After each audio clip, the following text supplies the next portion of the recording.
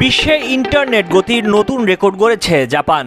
দেশটির national institute of information and communications technology NICT এর গবেষকরা দাবি করেছেন তারা প্রতি সেকেন্ডে 1,25,000 গিগাবাইট বা 125 পেটাবাইট ডেটা স্থানান্তর করতে সক্ষম হয়েছেন, যা প্রায় 1120 মাইল বা 1802 কিলোমিটার দূরত্ব অতিক্রম করেছে।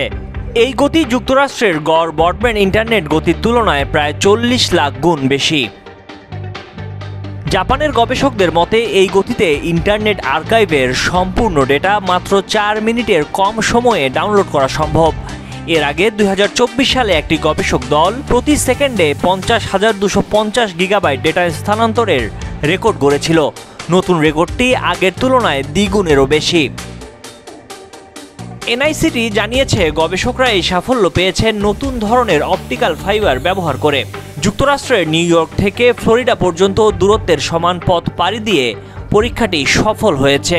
এই গবেষণা গত 3 এপ্রিল যুক্তরাষ্ট্রের সান ফ্রান্সিসকোতে অনুষ্ঠিত 48তম অপটিক্যাল ফাইবার কমিউনিকেশন কনফারেন্সে উপস্থাপন করা হয়।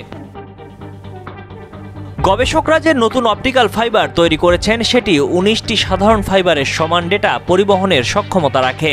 ফাইবারটির কেন্দ্রস্থলে থাকা 19টি পৃথক চ্যানেল আলোকে একইভাবে পরিচালনা করে, যার ফলে আলোতে কম বিভ্রান্তি হয় এবং তথ্যের ক্ষতি কম হয়। এতে দীর্ঘ দূরত্বে তথ্য স্থানান্তর অনেক বেশি কার্যকর হয়েছে। মাত্র 0.127 মিলিমিটার পুরু এই নতুন ফাইবার প্রচলিত একক ফাইবার কেবলের সমান পুরু, ফলে এটি বিদ্যমান অবকাঠামোতেই ব্যবহারযোগ্য। নতুনভাবে অবকাঠামো তৈরির প্রয়োজন পড়বে না।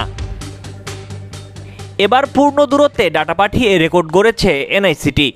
পরীক্ষায় তথ্যগুলো 21 বার ঘুরে শেষে রিসিভারে পৌঁছেছে, অর্থাৎ মোট 1120 মাইল দূরত্ব অতিক্রম করেছে। গবেষকদের মতে এই রেকর্ড ভবিষ্যতের জন্য উচ্চ ক্ষমতা সম্পন্ন, দীর্ঘ দূরত্ব অতিক্রমে সক্ষম এবং বৃহৎ পরিসরের অপটিক্যাল যোগাযোগ ব্যবস্থার সম্ভাবনা তৈরি করেছে। গবেষকরা পরবর্তী ধাপে এই প্রযুক্তির বাস্তব টেলিকম খাতে ব্যবহারযোগ্যতা নিয়ে কাজ করতে চান।